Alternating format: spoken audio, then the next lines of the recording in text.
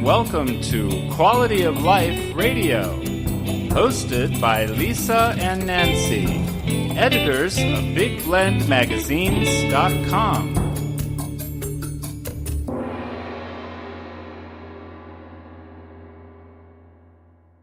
Welcome to Big Blend Radio's Quality of Life show. On today's show, we are hosting another Big Blend Radio panel discussion on the 8 keys of excellence. And this segment, we're talking about ownership. Taking ownership is taking responsibility for actions. It's the 6th key of excellence. And the 8 keys of excellence, the character education program, guides young people towards a positive future full of confidence, motivation, creativity, teamwork, leadership, and valuable life principles. Don't we all want to be excellent? I do. Go to 8keys.org. All right. So we've got 3 special guests joining us, and everybody, they are all experts here with Big Blend Radio and TV magazine. So if you go to blendradioandtv.com, you'll see them all there, and you can listen to their past interviews and read their articles. We're going to start with the Queen of Excellence, Bobbi-deporter. Bobbi is the co-founder of SuperCamp, which is the world's largest summer academic achievement program for teens and preteens.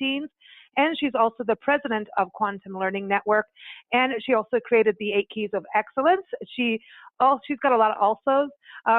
She's also the author of multiple books, including the 8 Keys of Excellence, Principles to Live By. And her latest book is Excellence in Teaching and Learning, the Quantum Learning System, which she co-authored with her friend Barbara K. Given. You can go to supercamp.com. Especially now, it's that season to look at what you should do with your kids during the summer, what kind of camp, and SuperCamp, I mean, one of the best in the world. So go to supercamp.com for that. And also for teachers and folks in the education system, you can go to qln.com. And to learn more about the 8 keys and to join the movement, because we're on a mission to have 50 million teens and preteens and even adults living these 8 keys of excellence. You go to 8keys.org for the free family program and also to learn more about the programs for teachers. Was that enough there, Bobbi? How are you? That's kind of exactly how I feel right now. There's just a lot going on, a lot of excitement around here. I know it's that time of year.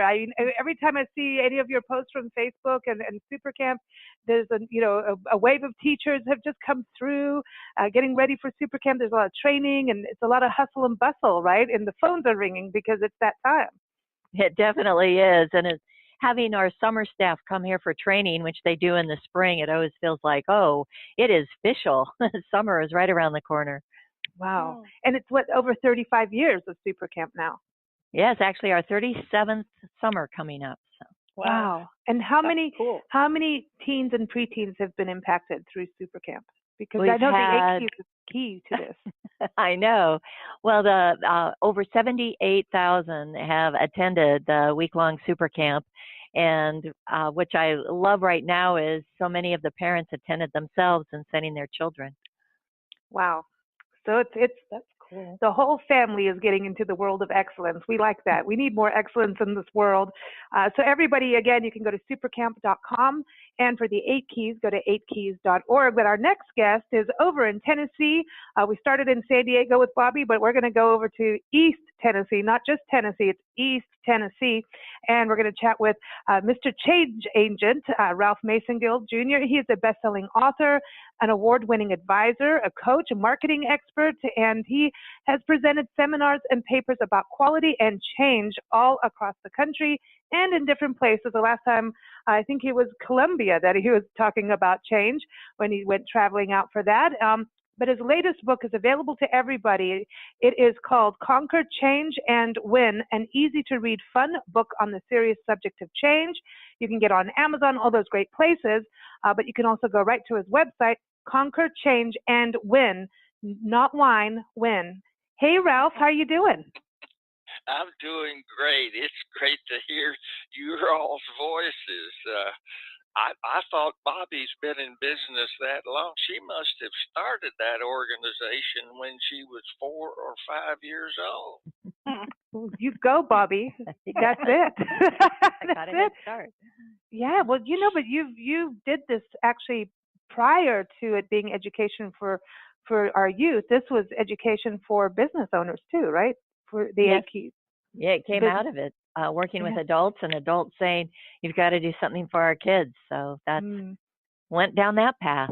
And Ralph, change is a big part of excellence and understanding. I know the flexibility key of excellence has definitely got to be one of your favorites.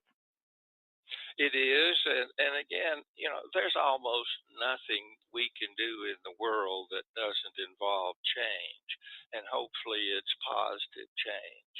And certainly this sixth key is just that. If you can't own it, you're not going to be able to handle it well. It's just not going to happen.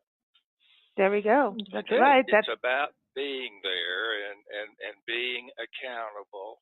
But more than that, I really do believe that character rather than reputation is where we're really coming from. I think your character is what you really are, while your reputation is merely what others think you are.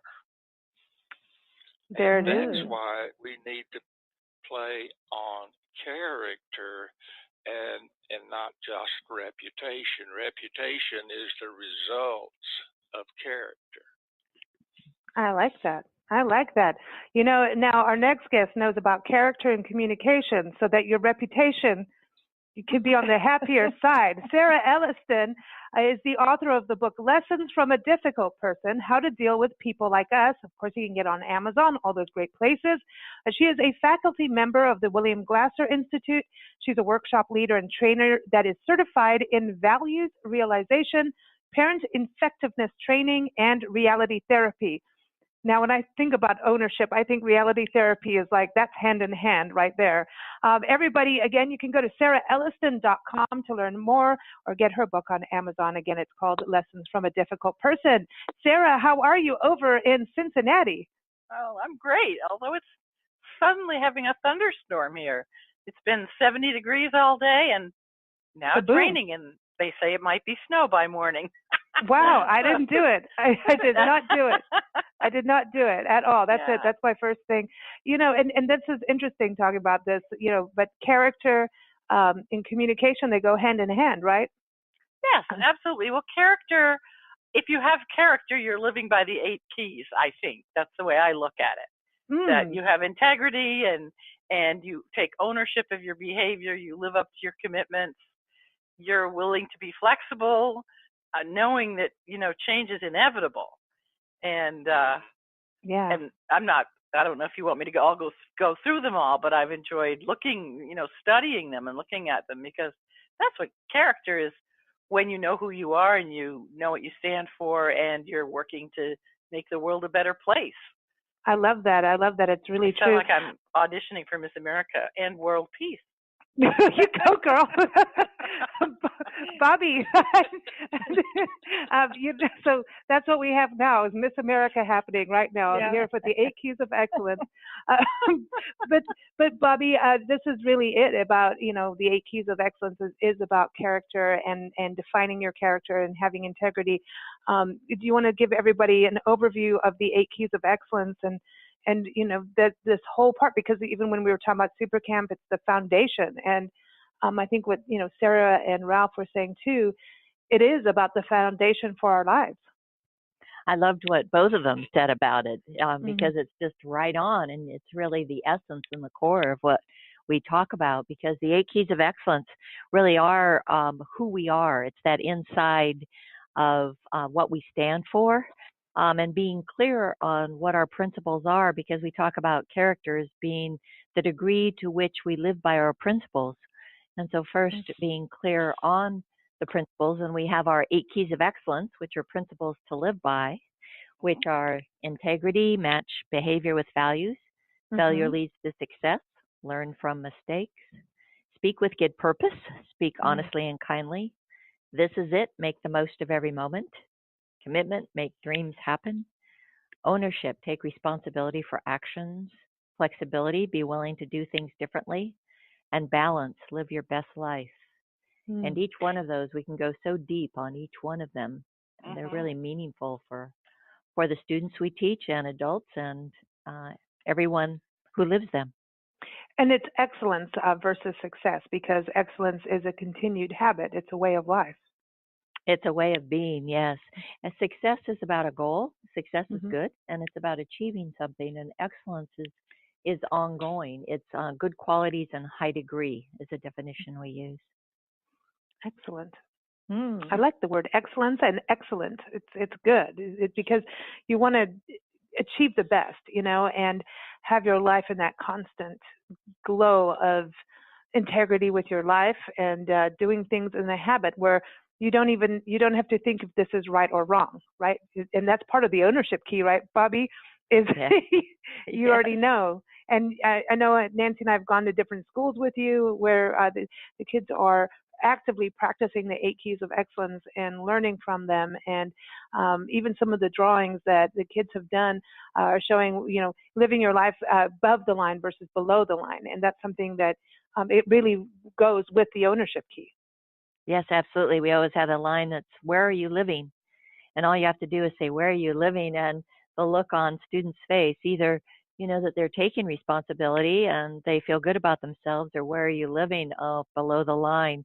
And a lot of schools even use it for their behavioral or discipline program, which is a positive forward moving, because they say, where are you living? Oh, below the line. And it was like, what happened? What do I need to do differently? And taking ownership of what they did and what they'll do differently in the future, which means they're back up above the line. So we don't leave anybody below the line. The only way to be there is if you're just obstinate to be there. That every child can learn and move above the line. So, that's pretty special. I think so. It's a way to check in with yourself. I feel like ownership goes with integrity quite a bit, Yes. and flexibility. And all the keys are it's like a skeleton. You got to have, your spine and everything attached to it. It's that's how I look at it. I see all the keys attached to the spine. Structure. Yeah, the core. It's structure. Yeah, it's like your core, and here's all, your organs in your body are all connected. It's an ecosystem. That's how I look at it. Well, we say it becomes them. We kind of do a play on words because it's becoming to them. It becomes them, but it literally becomes who they are and how they express themselves. And it's, taking ownership is really a powerful place to be. And it's being responsible for everything in your life, your thoughts, feelings, words, and actions, the way we talk about ownership. And it's in all aspects of your life. So it's you as yourself, taking ownership for what you're doing, for your relationships, for your career, everything that's going on. When you take 100% ownership, that's the place of power. And it's not just, owning up to mistakes or accountability for that. It's about the good and the bad, right? It's like, this is reality check here. Yes. It's owning the choices we make and the results that follow. And that's really powerful to think about, that we do make choices. And sometimes it's a positive, the result we wanted. Sometimes it's not. And then when it's not, we take responsibility for that and say, what did we learn? What can we learn from this, and what we can do differently next time? I think that, the power comes from being able to know who you are and make the choices that that you should be making instead of the wrong ones. I mean, we all make mistakes, but you can't change it if you don't say you did it. And then I feel like you become a victim. So many people always like they use the word they all the time, like they did this, they did that to me, they did this over there. And it's like, then nothing's your fault, which means you have no control over anything, including your life. Yeah, so that's below the line, which we call the victim, which is the lay blaming, the justify, not my fault, the 9, quitting, and the place of, having, when we can control how we respond to things too, and our behaviors. So feeling like, because we have control, especially students or children, they always feel like everyth's out of my control because people are telling me what to do all the time. But when they know that they control how they respond, and we call it respond ability, the ability to respond, or accountability, the ability to be counted on, it's like they do have that ability. I like that. I love the checking in system of it, but I think it's hard to, once you start, taking ownership, it starts to become a habit, just like we were talking about this lifestyle, these life skills. And Ralph, when you look at change, you're saying conquer change and win. And you were just saying you have to take ownership, right? But isn't it absolutely just like change is difficult? Go ahead. Yeah, I was just going to say that character requires maintaining integrity, and both of those things require change, and all change causes some form of pain, which means it then takes discipline. And I think we can't leave discipline out of this simply because if we do, people will think that having good character is easy. And based on my experience, it's not easy. I personally have to work at it. Of course, I've been a crook most of my life, but never mind. Well, Bobbi, what do you think about the discipline? And eventually, once you start taking a few steps, you become a disciplined human being. Yes, more that sometimes it takes people by surprise that, hey, it takes work, and we acknowledge effort, and put the focus on the effort that goes in, because we have a definition for discipline. It's doing what needs to be done when it needs to be done, when you don't feel like doing it.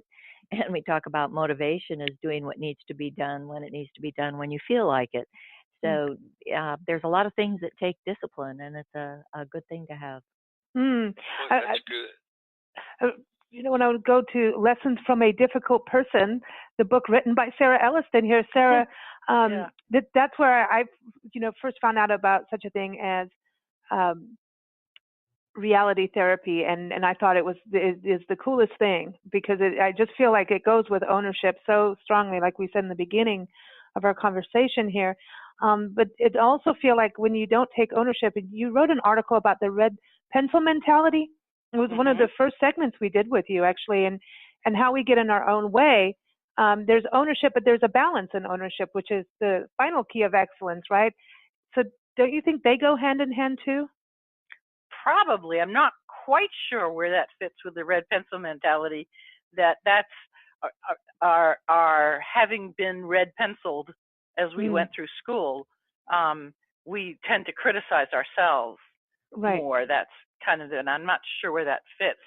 Where I go with this ownership idea is it's being responsible for your own actions and not expecting others to like or dislike or understand or whatever. It's just owning it myself. Byron Katie talks about 3 kinds of businesses, and you're probably tired of hearing me talk about this because I talk about it a lot.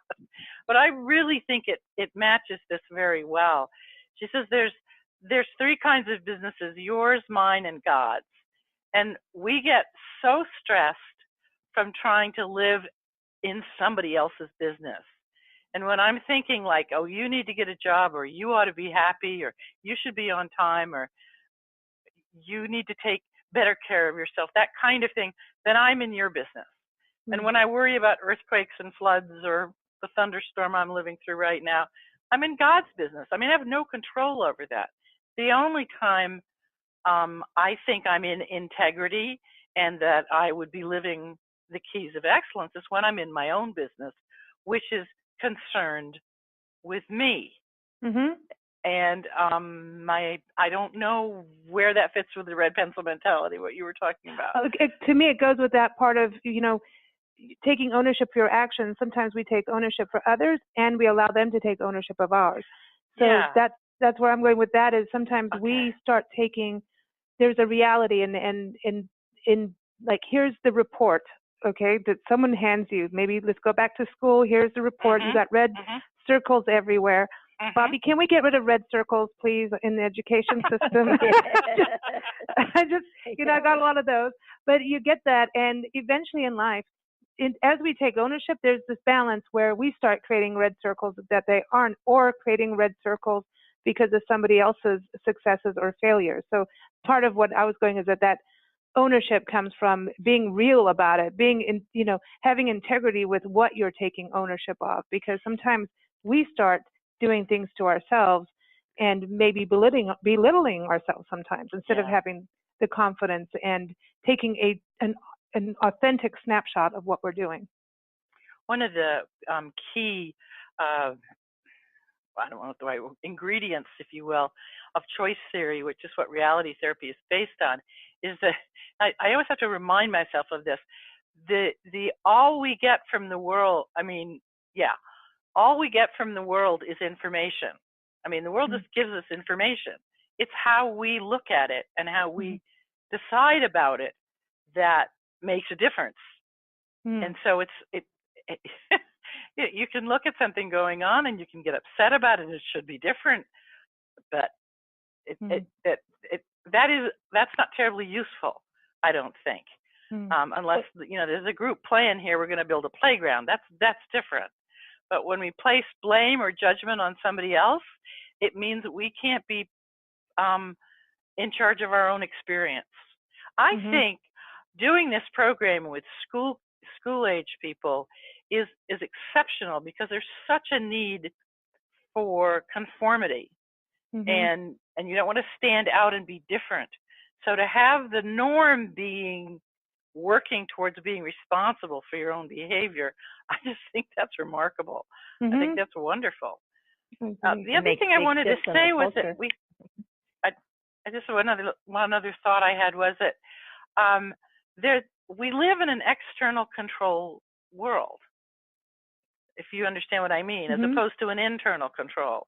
And so all of us on this call here are kind of pushing rocks uphill sometimes, it feels like. So it's really nice to hear about the SuperCamp, because we know that it gives me hope that young people are being introduced to these concepts early on. I agree. They need the skills and the ability to make decisions, and that's what I'm saying. Take ownership. To me, that's being real. It goes so strongly with integrity, but then it also goes with speak with good purpose. Absolutely. Take ownership of one's language. Well, if you look at it, I'm going to go back to the they thing. When you get the red circle and the kind of, a grade that you don't like on a paper or something that's handed to you, the first thing that comes to mind is, oh, look what they gave me. Look what the teacher gave me. I didn't earn this. This is what they gave me. They gave me a D-. Instead of, well, I really did a bad job, I better look at how to fix it.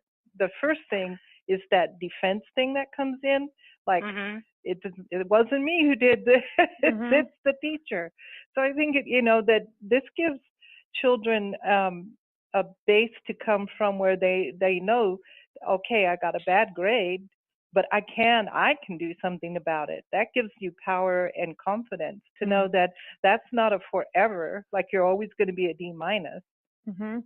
I used to teach a foreign language. I used to teach French, and I tried to have a grade in my grade book for every single day, so that at the end of each quarter we could drop the lowest grade.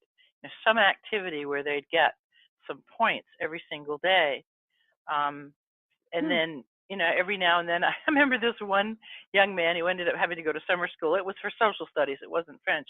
But I remember him coming and said, "But you gave me this failing grade." And I said, "Charlie, sit down and look at this with me. Look at the grade book. Look at all the opportunities you had to get a D or a C or a B or an A, and you failed every time. You didn't turn this in. You didn't. Now, did I give it to you, or did you earn it? I mean," and he was still very unhappy with me, and his mother was too. But there you are. There's the reality check. See, that's it. Well, with that comedian that says, "There's your sign." Yep. It's like, here's your ownership key. Right. I think I love the keys, because Bobbi has these giant keys for the walls. Like I have them, and we use them in our seminars, and we hold it up, and it's like you want to just keep holding it, like the ownership, like here. Take it, look at it, and then you want to mail them to people too. But you got to be careful with that, because you may be speaking out of purpose and doing the red pencil thing. So it's important. Maybe making a comment about somebody else. Is that what you're saying? Yeah, exactly. Yeah. But I think it's important to have that reality part. And Bobbi, isn't that true with the integrity part, is to understand and be authentic with yourself, but also don't pile things on to yourself that isn't true. I see a lot of that happening in our youth, where they can sometimes take bullying and internalize it and start to do it to themselves. That's where I'm going with most of this here, of the red pencil part. When they embrace the 8 keys, and then they have a strong sense of who they are, where they really know who they are. And then when somebody's bullying and saying things, it's like they know who they are. That's not them. And so it helps them stand up and feel good about themselves. And not be the victim and create that victim pool that you can swim in too long. We don't want that. Let's talk about ownership, and if you'd all share a story with us, whether it's personal, a story in your professional life, or it could be a story from a movie like Bobbi likes. It could be a book, a story of ownership. So it just reflects to everyone just how that works. Let's start with you, Bobbi. Okay. Well, personally, I do have a story of somebody else, but just personally, what really came to mind is, when you see something that needs to be done, and you feel that ownership of taking action and doing something. Because with SuperCamp, I know what kind of impact it has, and I've shared with some friends before just how on some level that feels like a responsibility, because I know how to make the difference. I know how to set up programs or make a difference for kids. So how can you not do that? And so there's some sense of ownership or taking responsibility and taking actions for that. But the story I want that came out, and the person that stood out just so much for ownership is Oprah. And I love it because Oprah's organization is the own network. And there's so many things about her, but just the story of how she grew up in poverty and abuse and trauma and experienced so many things. And then when she first landed her first TV job, that it was put out that she was too young, she was female, she was Black, she was all these things that wasn't the typical person that was on. And just how she knew who she was.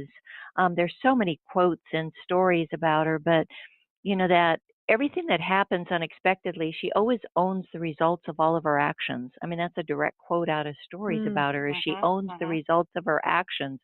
And when something happens, she knows what her opinion is. She knows what she thinks about it, and she addresses the issues head on with no fear, no ambiguity. She just knows who she is and takes ownership of that. So, and it says that she continually owns her choices and stands by the results of her actions, all things that are said about her. And one that I really liked too was, she said, I had no idea that being my authentic self would make me rich as I've become.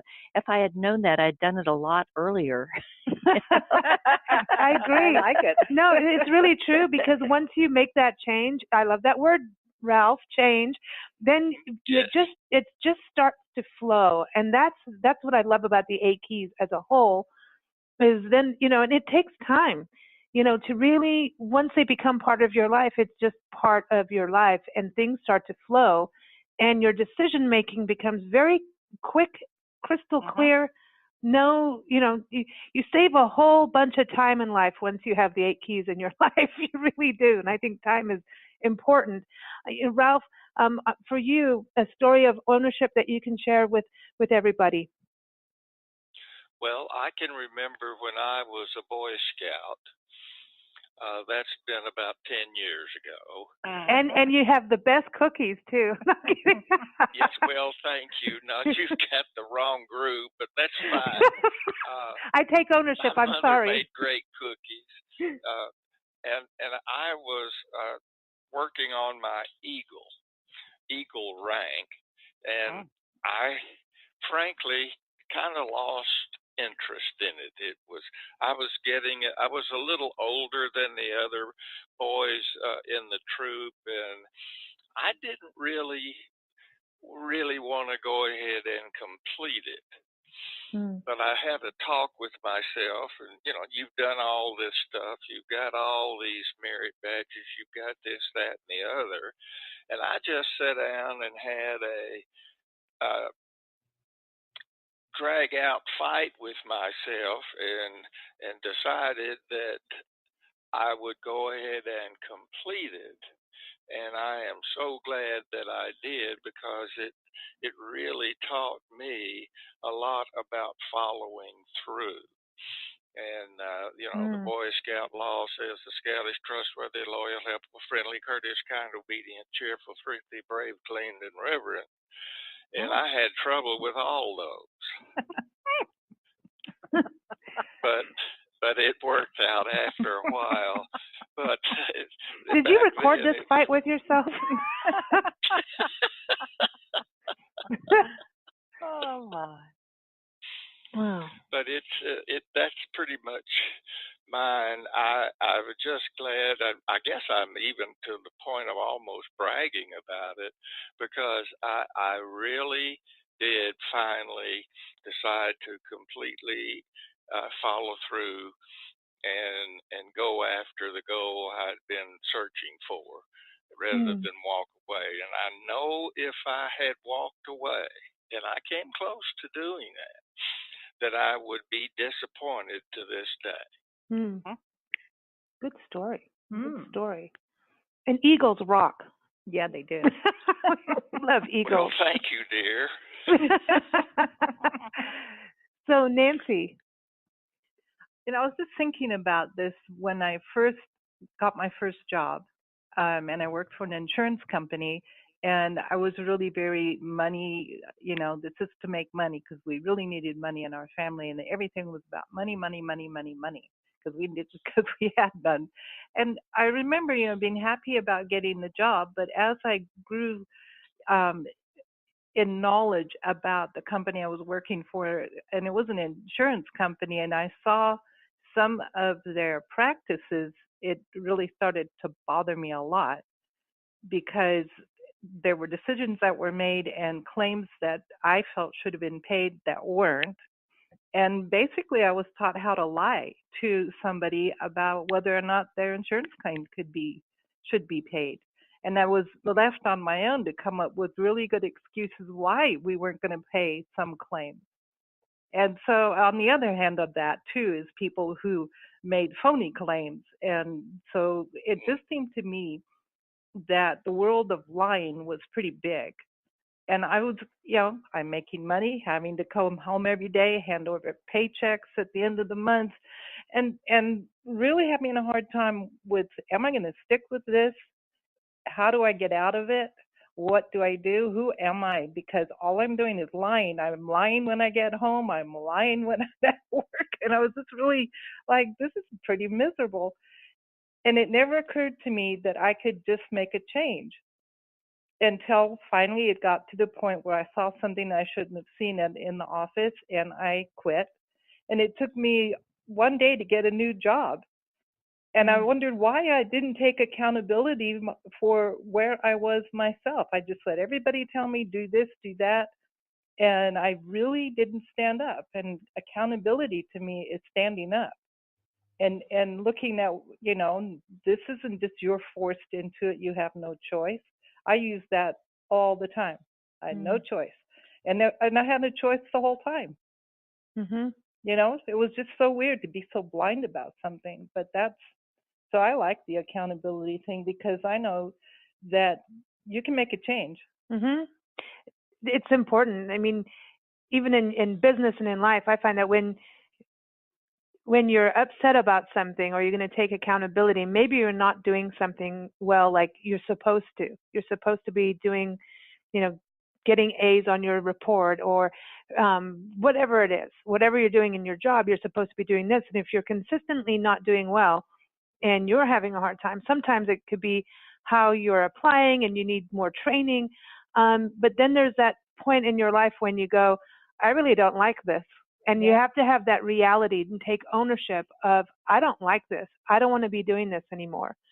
And when we got back to this country, And we'd, been in South Africa and working with Nancy in the magazine, her magazine over there, and coming over here, where we just started all over again. I know some of know, when we got here, Nancy, she built an amazing magazine over there. And when we came over, we lost everything in moving countries and the way we had to leave South Africa at that time.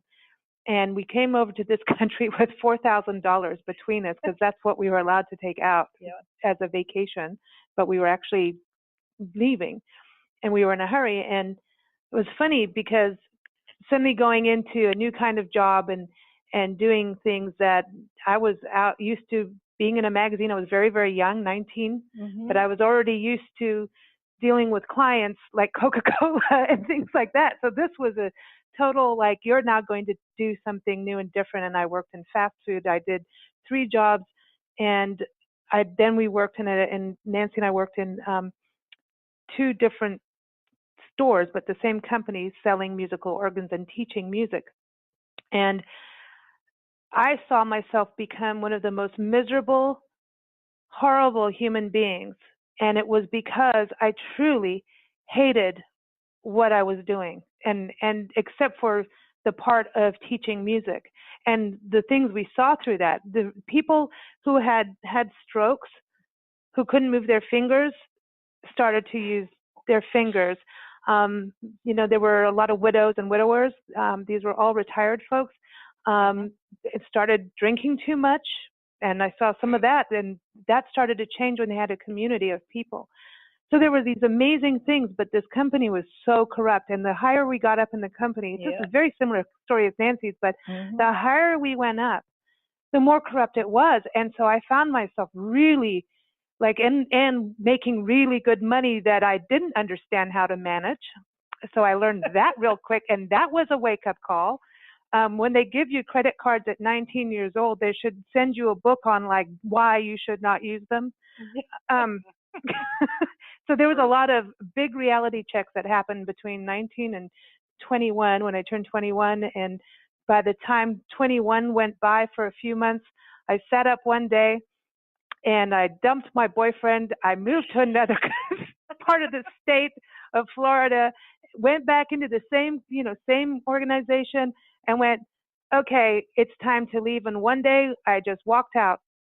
I didn't even tell Nancy I was going to quit. I just could not do it anymore. And once you make these decisions of who you are, all of a sudden this life opens up. And it was an accountability if you're not a happy person, and to really look at yourself and your actions and how you're treating others, the bad habits that you pick up when you're an unhappy person.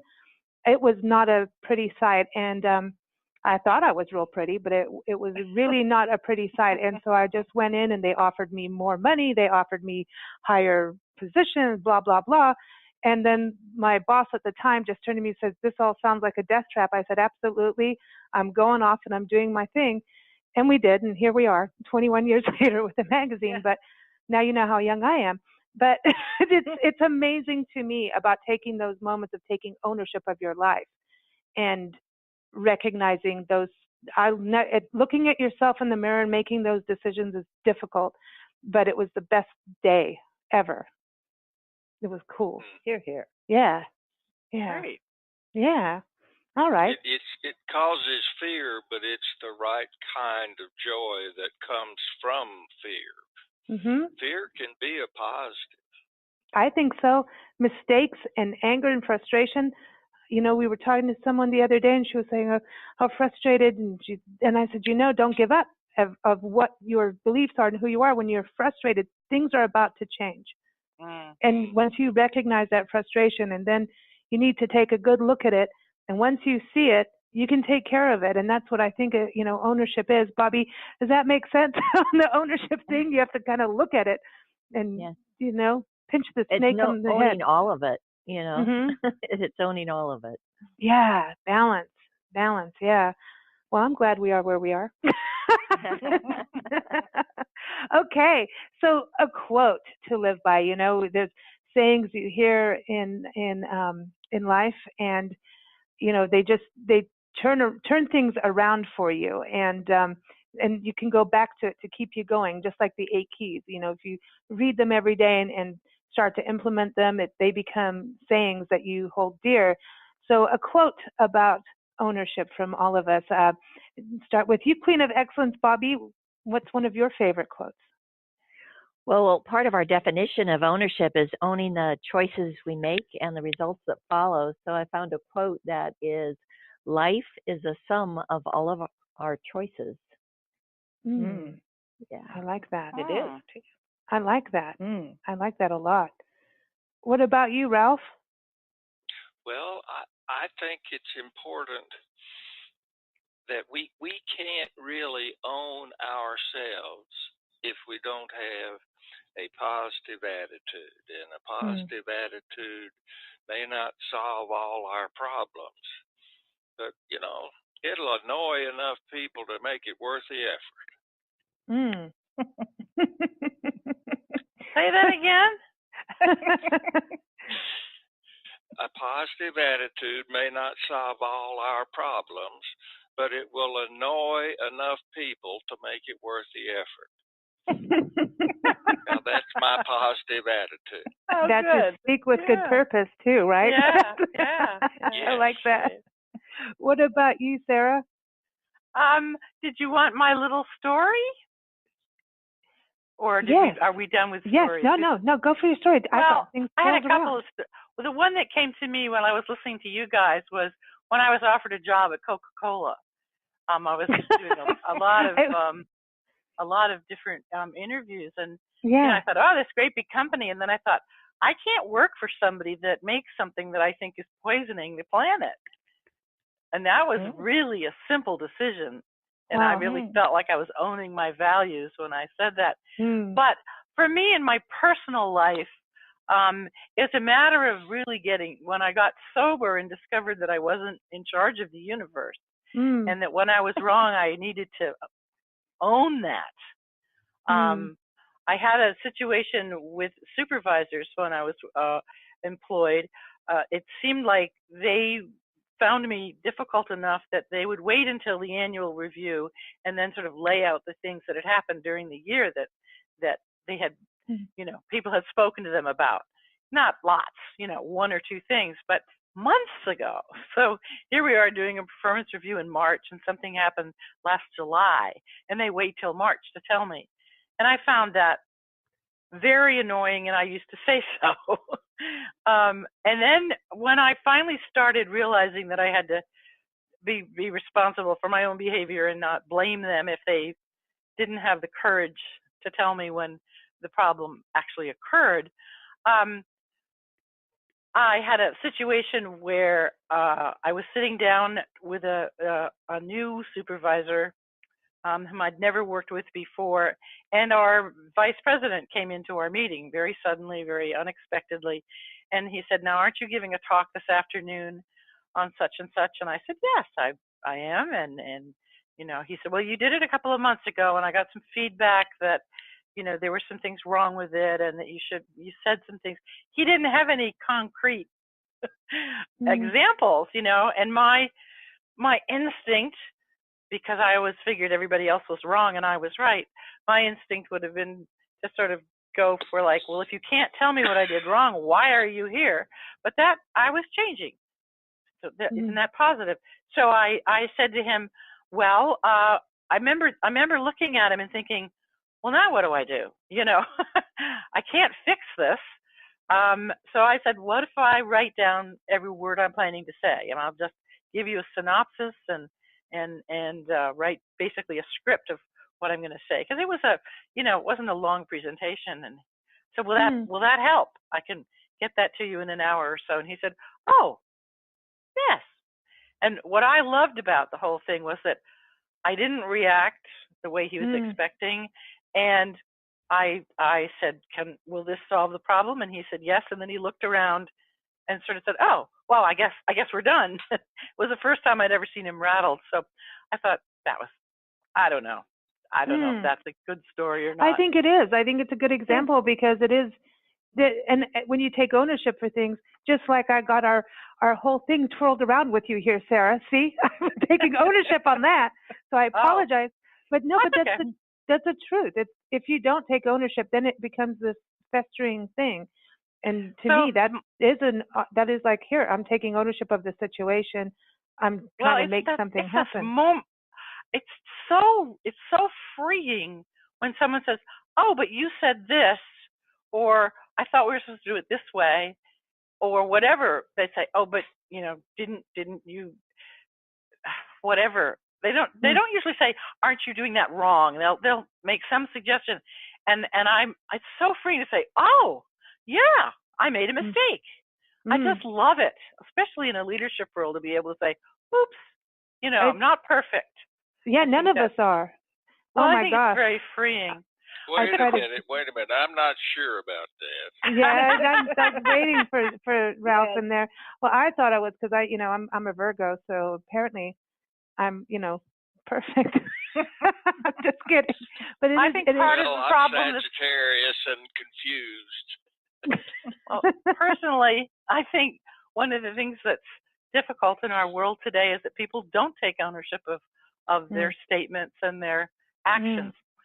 But my favorite quote is by Byron Katie, and she says, "As long as you think the cause of the problem is out there, as long as you think anyone or anything is responsible for your suffering, the situation is hopeless." Yep. That's great. I like that. I like that. Any closing statements on this round table, Bobby? Oh. Yeah, I thought that statement was absolutely aimed at me, and I didn't appreciate it.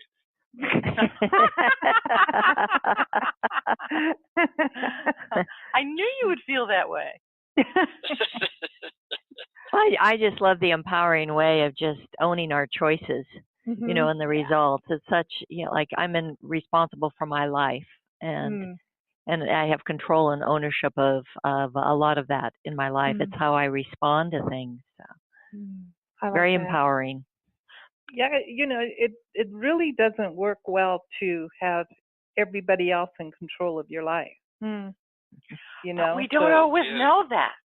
We're not always aware that's going on. That's why you have to learn it. Because that's why we like the 8 keys, because especially, if you can, the earlier you learn it, the better person and happier you're going to be. Because, when you feel like everybody owns you and you can't do anything to help yourself, it's depressing. Okay, I would quote Nancy, I got twirled around again. Oh, okay. I'm ownershipping myself. Okay, the quote I chose is accountability is the glue that bonds commitment to results. I like that. Nice. Yeah, I like that. That's by Will Cragen. He's the author of Living the Hero's Journey. Mine is from Kevin Bacon, because and we like him. We like being footloose and free. It is. Part of being a man is learning to take responsibility for your successes and for your failures. You can't go blaming others or being jealous. Seeing somebody else's success as your failure is a cancerous way to live. There's the red pencil mentality that I was talking about. Now I get it. Okay. I should have just said that. Kevin Bacon says it far better than I do, but that's it. But I like that, because I think you really do have to, all what you were saying about, looking at your results, Bobby, and taking accountability for your actions, and then you can take accountability for your results. I love that. I want to thank you all for joining us. It's always such a pleasure, and it's always inspiring and just like invigorating to get these 8 keys out and talking about them and taking action with them. Again, everyone, you can go to 8keys.org to be part of it. Get your family involved, your schools involved, your businesses, your community. Again, it's a quest to get 50 million people living these 8 keys, and it's a free family program there. So 8keys.org. Also, for SuperCamp, go to supercamp.com. And also go get Ralph's book, Conquer, Change, and Win, an easy-to-read, fun book on the serious subject of change. It's fun. Go to conquerchangeandwin.com. And for Sarah's book, Sarah Elliston, it's Lessons from a Difficult Person, How to Deal with People Like Us. And you can go to sarah-elliston.com. Thank you all for joining us. We have a song we're going to play from the Tall Men, and it is called Better Man This Year. It's the Tall Men Group. Their latest album has just come out. Yesterday they were on our show, And just in quotes, I want to just tell you this one line from a song called Helping Hands by Severin Brown, one of the 6 tall men. All of us are heroes when we do the best we can. So when we think about excellence, I just feel like we could be heroes of excellence, right, Bobbi? Yes, absolutely. We can. I like that. I know. So here it is, Better Man this year. Thank you all for joining us. Thank you. Bye-bye. Bye-bye.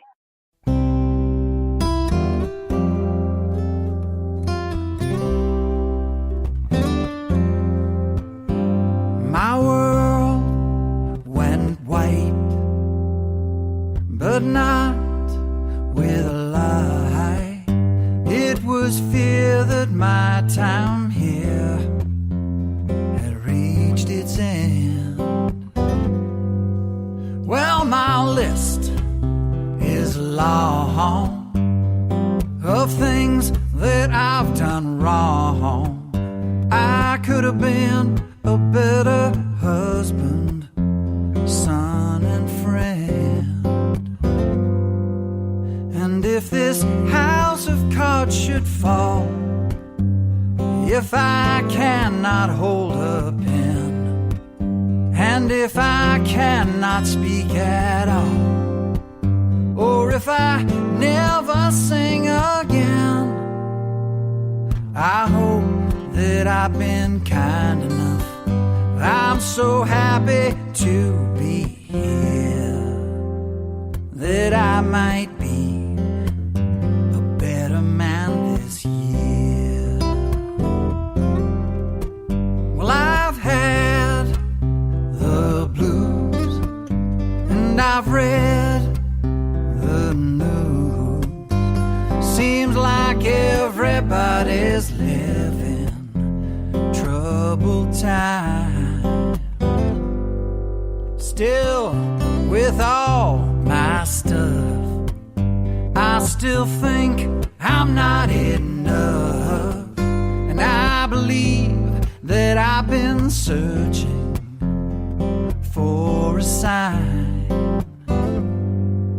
But if this curtain does come down, and if I cannot walk the beach, if I can't raise my arms at all, the whole world just outside my reach, and I hope that I have loved enough.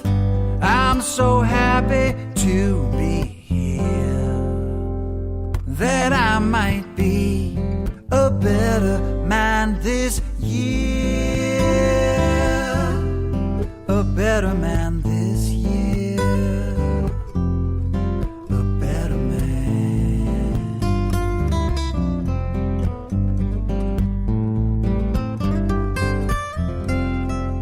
So I raise my voice in song, hoping to erase all that's been wrong, and try to take back every harsh word that was mine, and all the good things I've done. I'll try to repeat them, everyone, and lift the ones who need me at this time.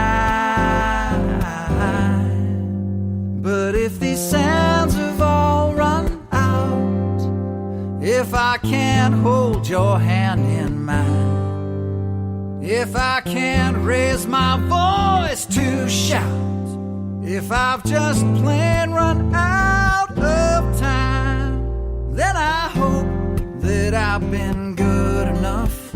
I'm so happy to be here. Maybe I will see that there's still some hope for me, that I might try to be a better man this year.